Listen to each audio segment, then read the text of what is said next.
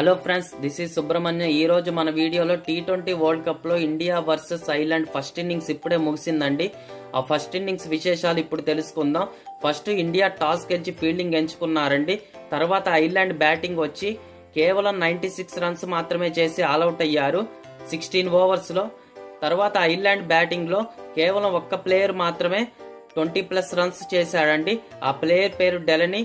2 4s and 2 6s తో 26 runs చేశారండి. తర్వాత ఇండియా బౌలింగ్ విషయానికి వస్తే ఈచ్ బౌలర్ కాంట్రిబ్యూట్ చేశారండి. ఆ ప్లేయర్స్ గురించి ఇప్పుడు మాట్లాడదాం. ఫస్ట్ ప్లేయర్ హార్దిక్ పాండ్యా కేవలం 27 రన్స్ మాత్రమే ఇచ్చి 3 వికెట్స్ తీసుకున్నారండి. నెక్స్ట్ జస్ప్రీత్ బుమ్రా 6 రన్స్ మాత్రమే ఇచ్చి 2 వికెట్స్ తీసుకున్నారండి. నెక్స్ట్ హర్షదీప్ సింగ్ 35 రన్స్ ఇచ్చి 2 వికెట్స్ తీసుకున్నారండి.